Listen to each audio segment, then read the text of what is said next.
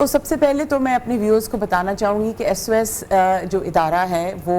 پاکستان میں 1975 سے آیا، جیسے کہ ابھی آپ نے بتایا، اور پہلا ولیج ہمارا 1977 میں لاہور میں قائم ہوا، اور اس وقت ہمارے ادارے میں آل اوور دا کنٹری 2630 بچے اس وقت کفالت میں ہیں، اور ہماری جو ڈفرینٹ ولیجز کی برانچز ہیں وہ 18 سٹیز میں اس وقت موجود ہیں۔ ماشاء اللہ جی، سو ہمارے پاس بچے ایز یو نو ایک چھوٹی عمر سے آتے ہیں، اور ہم جو ہمارا ادارہ ہے وہ ان بچوں کو تعلیم، تربیت اور ہر قسم کی سہولت مہیا کرتا ہے۔ اگر آپ نے یا ہمارے ویورز میں سے کسی نے کبھی لاہور ولیج کا دورہ کیا ہو تو ان کو معلوم ہوگا کہ ہمارا ایک چھوٹا سا ایک کمپاؤنڈ ہے جس کے اندر ایک ولیج جس کو ہم کہتے ہیں ایک انوائرمنٹ ہوتی ہے، چھوٹے چھوٹے یونٹس ہوتے ہیں، وہاں پر 8 سے 10 بچے ہوتے ہیں، ہیڈ آف ہاؤس ہولڈ ان کی ایک مدر ہوتی ہیں، اور وہاں پر یہ جیسے عام فیملی میں بچے تربیت پاتے ہیں اسی طرح ہوتے ہیں۔ اچھا پھر یہ بتائیے گا کہ بہت زبردست چیز ہے کہ 1975 سے اب تک سنس اسی لیگسی کو اسی طرح کیری کرنا، بالکل یہ آئیڈیا تھا کس کا؟ اور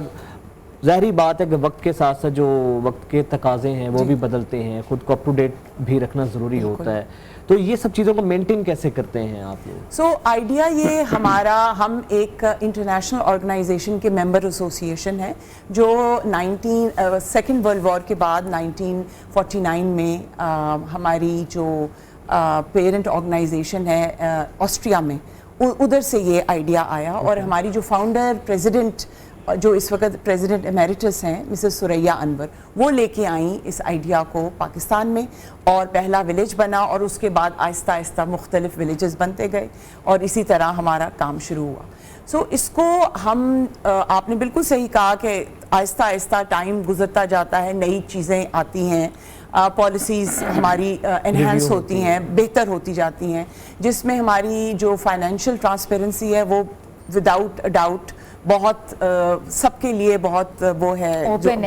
ہے، آپ بالکل آ کے دیکھ سکتے ہیں۔ اور دوسرا چائلڈ سیف گارڈنگ کی جو پالیسی ہے، چائلڈ پروٹیکشن کی، بچوں کے حقوق، بچوں کے رائٹس، بچوں کی کیئر کے حوالے سے، وہ آہستہ آہستہ ہم اس پالیسی میں انوویشنز کرتے گئے، اور ہم بہت اس چیز کو اس سے دیکھتے ہیں، باریکی سے دیکھتے ہیں کہ ہم بچوں کے رائٹس اور بچوں کی جو ان کے ساتھ جو ٹریٹمنٹ ہو رہا ہے، ان کے جو وہ ہیں رسپانسبلٹیز ہیں، ان کو ہم کیسے کریں۔ اور ہماری جو فائنینشیل جب آپ بات کرتے ہیں تو الحمدللہ ہم، میرا خیال ہے پوری اپنی فیڈریشن میں واحد ادارہ ہیں جو سیلف فائنینسڈ ہیں، ہم کسی سے ایڈ نہیں لیتے، ہمارے اپنے بالکل نہیں لیتے، اور ہم اپنے ہمارے جو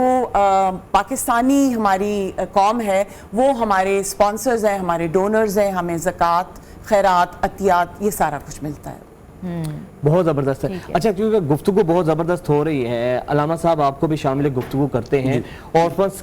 اورفنس کے حوالے سے آپ بھی تھوڑی سی ان کے اوپر بات کر لیں ذرا، کہ جس طریقے سے یتیموں کی اسلام میں کیا اہمیت ہے، اس پہ آپ بھی ذرا روشنی ڈالیے گا۔ جی ماشاءاللہ، بہت خوبصورت آپ نے سوال کیا، تو میں اس کو یوں ریلیٹڈ کروں گا کہ جناب علی علیہ السلام کا ایک پاکیزہ قول ہے، ارشاد پاک ہے، آپ نے فرمایا کہ بد نصیب ہے وہ شخص جس نے 3 چیزیں زندگی میں دیکھی اور وہ اپنے اللہ سے روابط قائم نہ کر سکا۔ کون کون سی؟ کہا اس نے رمضان کا مہینہ پایا اور اللہ کے حکم کو بجا نہ لا سکا، اس نے کسی یتیم کو اپنے سامنے دیکھا اور کسی ایک یتیم کی کفالت نہ کر سکا۔ اللہ، یہ جناب علی علیہ السلام کا فرمان۔ اور جس نے اپنی زندگی میں والدین پائے اور ان کی خدمت نہ کر سکا۔ تو میں یہ سمجھتا ہوں کہ یتیم کی کفالت اتنا بڑا یعنی لفظ کم پڑ جائیں گے، اتنا بڑا شرعی فریضہ ہے کہ جسے میرے اللہ نے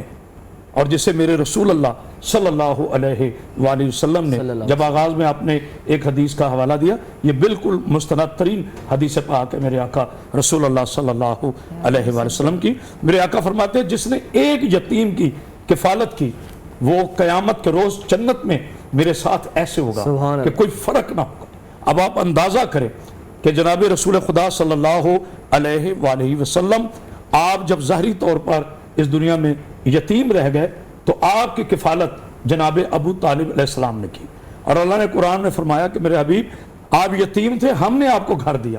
اور جناب ابو طالب علیہ السلام نے آپ کی کفالت فرمائی. تو میں ہاتھ اٹھا کے نہیں، فرقہ وارانہ رویوں سے دور ہو کر ہاتھ جوڑ کر ضرور کہوں گا کہ اس ابو طالب علیہ السلام کی عظمت کو پہچانیے کہ جس نے یتیموں پر حدیث کہنے والے پاکیزہ رسول کو اپنی کفالت میں پالا ہے. سبحان اللہ، بہت خوبصورت، بہت خوبصورت. جس طرح انہوں نے ابھی ریلیٹ کیا ہے نا، اگر صبا صاحبہ سے بات کریں، لائک اگر میں آپ کو donate, if I want to donate SOS village, تو how I can make sure کہ میری جو ڈونیشن ہے وہ بالکل صحیح جگہ پہ جا رہی ہے، ٹرانسپیرنسی کو کیسے میک شیور کرتے ہیں؟ سو ہم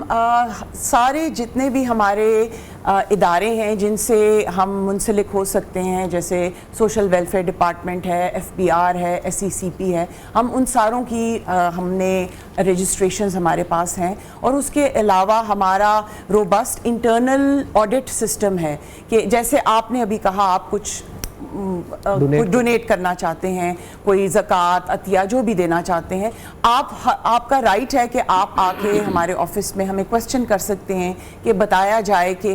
میری جو ڈونیشن ہے وہ کدھر گئی ہے. آپ کو باقاعدہ ایک کمپیوٹرائزڈ رسیٹ ملتی ہے، اور اگر آپ کوئی بچہ اسپانسر کرنا چاہیں، بچے کی کفالت کرنا چاہیں، تو اس بچے کی آپ کو ایئرلی رپورٹ آپ کو ملتی ہے، منتھلی رپورٹ ملتی ہے کہ وہ بچہ کہاں پر ہے، اس کی طرف سے آپ کو ایک کارڈ آتا ہے. سو آپ اس کے ساتھ ایک رابطہ رکھ سکتے ہیں. سو اس لحاظ سے الحمدللہ I am very confident in seeing کہ ہم بہت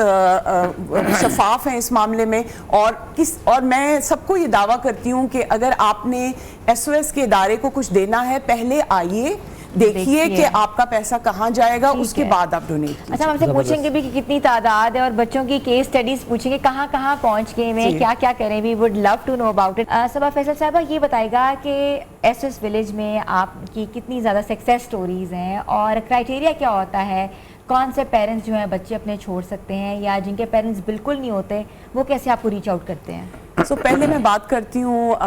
ہمارے ایڈمیشن کرائٹیریا کے اوپر. آبویسلی یتیموں کا ادارہ ہے تو فل یتیم جن کے ماں باپ فوت ہو گئے ہوں وہ بچے ہمارے پاس آتے ہیں. کئی دفعہ ان کی ایکسٹینڈڈ فیملیز لے کے آتی ہیں کیونکہ وہ ان کی کیئر نہیں کر سکتی.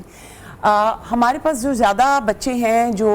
جن کو ہم کیٹیگرائز کرتے ہیں سوشل آرفنز میں. سوشل آرفنز کی جب ہم بات کریں تو اس میں ہوتا ہے کہ ان کا ایک پیرنٹ الائیو ہوتا ہے. جیسے جب میں بات کروں فادر پاس اوے کر گیا ہے اور مدر نے دوسری شادی کر لی ہے اور اسٹیپ فادر ان بچوں کو نہیں رکھنا چاہتا، تو اس صورت میں وہ ماں جو ہے وہ بچے ہمارے پاس لے کے آتی ہے. یا دوسری صورت کہ ماں فوت ہو گئی ہے اور فادر جو ہے وہ گھر سے باہر رہتا ہے ہر وقت کام کے سلسلے میں، اور بچے اکیلے ہوتے ہیں گھر پہ، تو اس صورت میں بھی بچے ہمارے پاس آتے ہیں. اور جب آپ سکسیس سٹوریز کی بات کرتی ہیں تو الحمدللہ سکسیس سٹوریز ہمارے ادارے میں بہت ساری ہیں. ہمارے بچے یہاں سے اپنی پوری ایجوکیشن کمپلیٹ کر کے، اور جب ان کے پاس کوئی جابز ہوتی ہیں، تقریباً آئی وڈ سے 22-23 کی عمر کے اوپر بوائز جو ہمارے اسپیشلی ہیں وہ یہاں سے ڈپارٹ ہوتے ہیں، نکلتے ہیں.